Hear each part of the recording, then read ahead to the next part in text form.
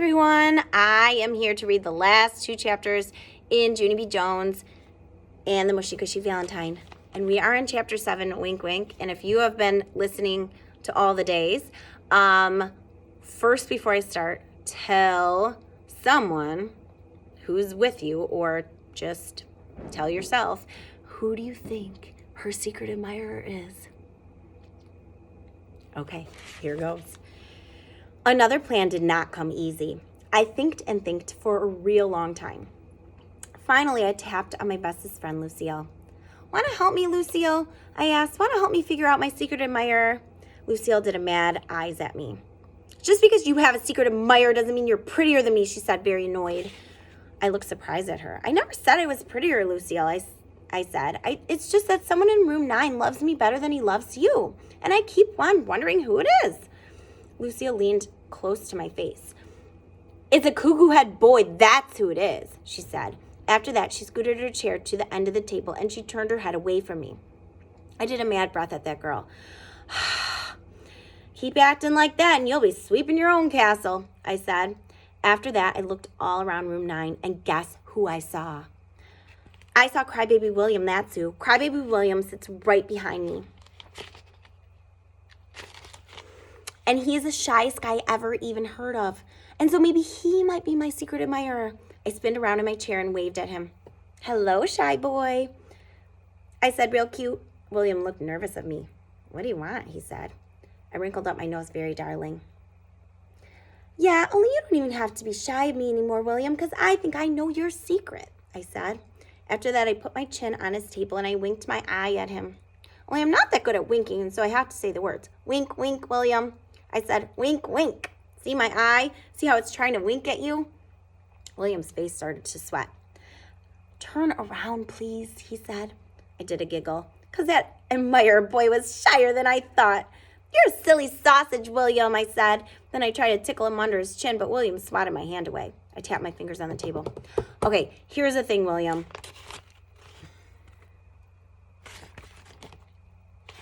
Swatting my hand is not actually that admiring, and so please do not do that again.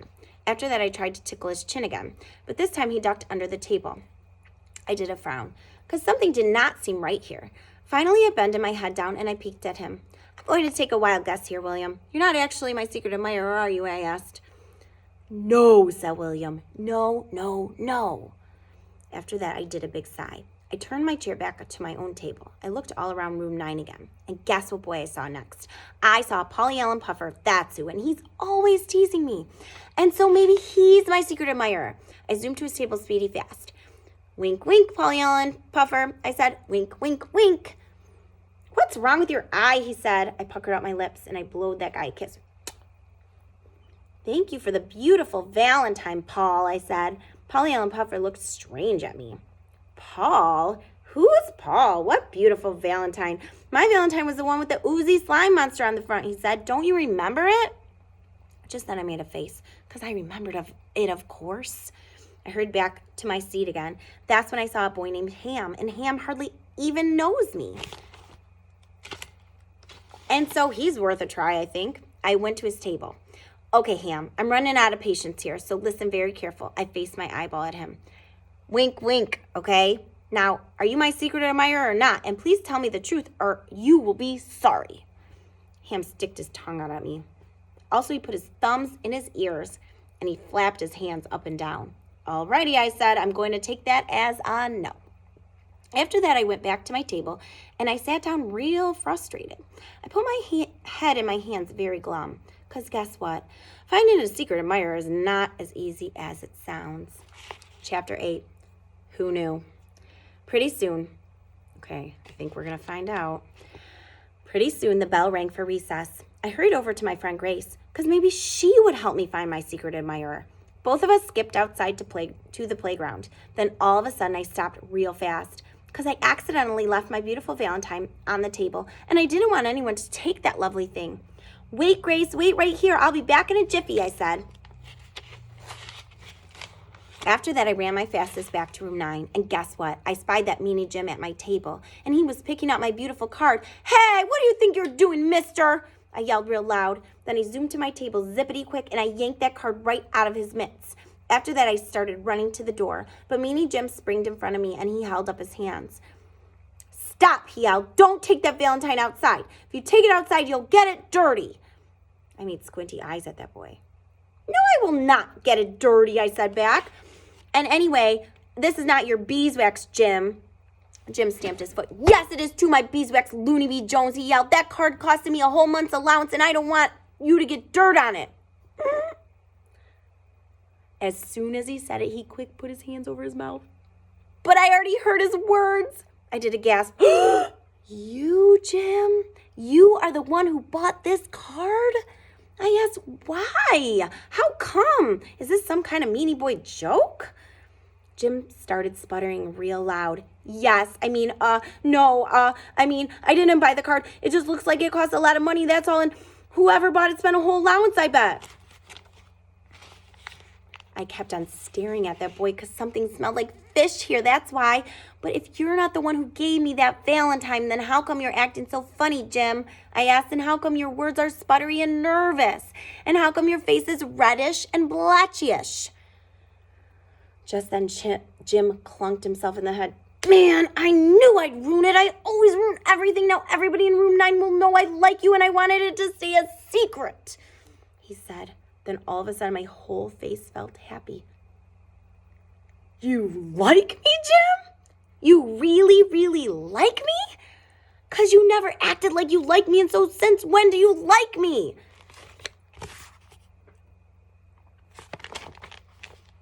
That's what I would like to know. Jim's face got a silly look on it.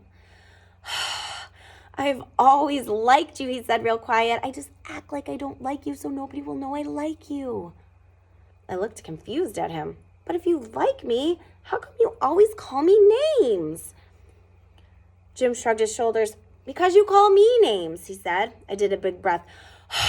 Yes, Jim, I know I call you names, but that's because you started it first, I explained. No, I did not. He said you started it first. I shook my head. No, Jim, you did, I said.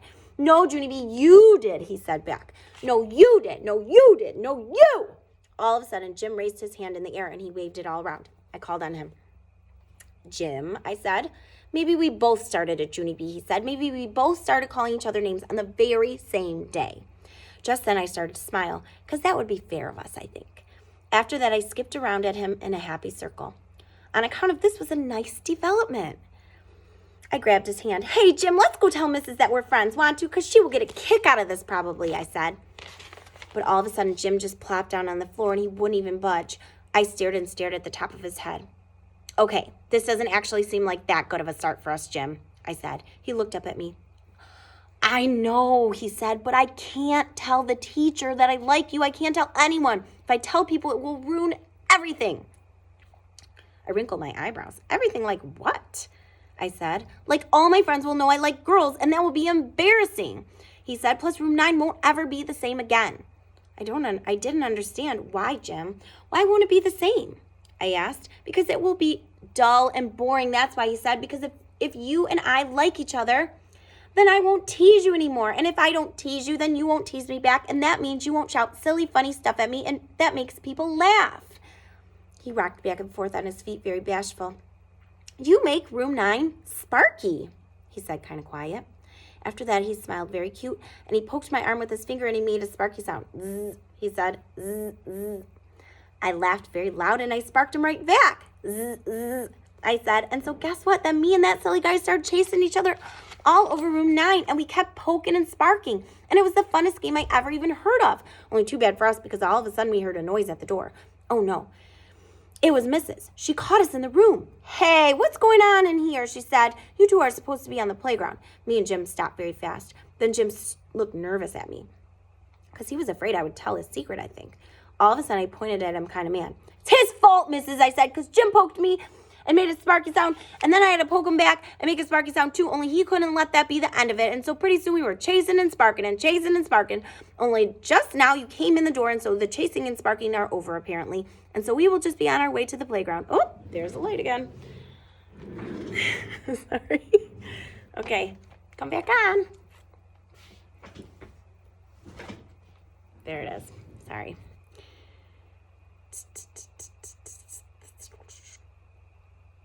Okay, and so we will just be on our way to the playground, I believe. I tapped on her. Pardon me while I get by, I said, very polite. Mrs. rolled her eyes way back in her head. Honestly, you two, it's Valentine's Day, she said. Can't you get along for just one day? After that, she took us by our hands and she marched us outside. We waited for her to leave. Then he looked at me kind of shy. You did good, he said. Thank you for not telling my secret. I smiled at that nice boy. That's okay. Thank you for my mushy gushy Valentine, I said back. After that, I faced my eyeball at him. Wink, wink. Jim, I said, wink, wink. And guess what? Jim pointed his eyeball right back at me and he winked. Very perfect. After that, we run off to the playground with our friends, or else people might think we liked each other and that would ruin everything. That's how come I never told anybody about Jim's secret, not even my bestest friends, Lucille and Grace. Because meeting Jim is the bestest secret admirer I ever had. And guess what else? Room 9 is still staying sparky. Zzz.